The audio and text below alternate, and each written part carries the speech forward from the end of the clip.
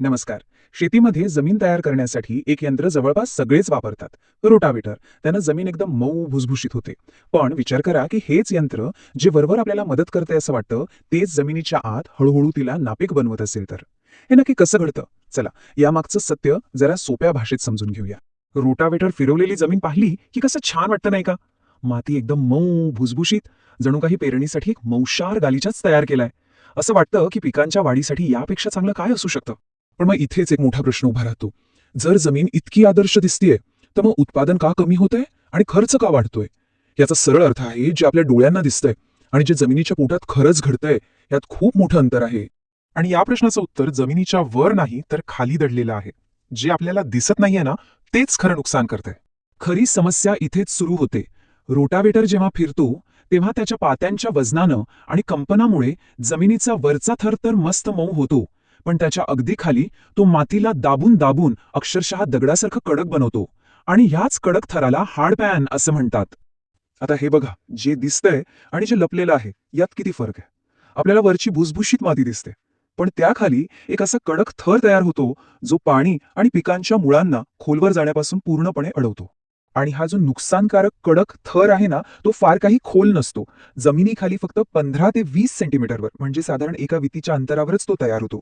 त्यामुळे पिकांच्या मुळांना वाढायला पुरेशी जागाच मिळत नाही. आणि मग हा एकच कडक थर एका मागोमाग एक अशा अनेक मोठ्या समस्यांची साखळीच सुरू करतो.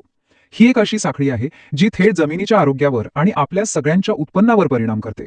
कृषी तज्ज्ञांचा अभ्यास सांगतो की ह्या एका समस्येमुळे पिकांचं उत्पादन तब्बल 25% कमी होऊ शकतं. विचार करा, म्हणजे 1/4 उत्पन्न तर थेट गेलं.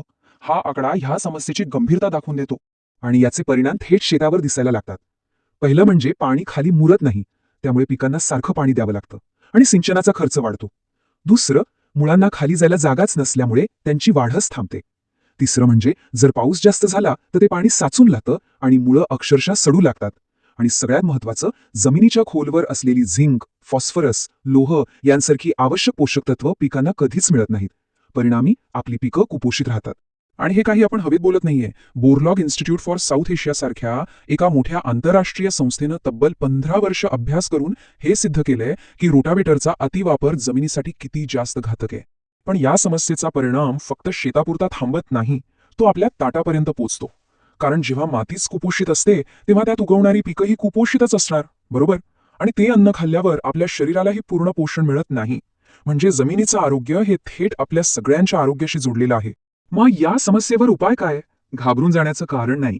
चांगली गोष्ट ही आहे की तज्ज्ञांनी यावर एक खूप प्रभावी उपाय शोधून काढला आहे, ज्यामुळे आपण जमिनीचं आरोग्य पुन्हा सुधारू शकतो. या उपायाला म्हणतात शून्य मशागत किंवा झिरो टिलेज. नावावरूनच आपल्याला कल्पना येते. यात रोटावेटर किंवा नांगराने जमिनीची उलथापालथ करायची नाही, विशेष यंत्रांद्वारे थेट पेरणी करायची. यामुळे जमिनीची जी नैसर्गिक जिवंत रचना आहे ती तशीच राहते. ही पद्धत जमिनीला पुन्हा एकदा श्वास घ्यायला मदत करते. जमिनीची उलथापालथ थांबल्यामुळे गांडुळांसारखे शेतकऱ्यांचे मित्र पुन्हा कामाला लागतात आणि तेच जमीन भुलभुशीत करायचं नैसर्गिक काम करतात.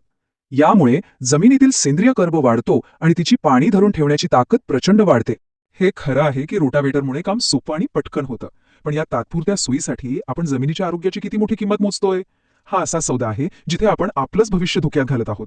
आणि शेवटी प्रश्न हाच उरतो, आपल्याला तात्पुरती सोय महत्वाची वाटते की आपल्या जमिनीचं आणि पर्यायाने आपलं स्वतःचं भविष्यकालीन आरोग्य? यावर विचार करणं खूप गरजेचं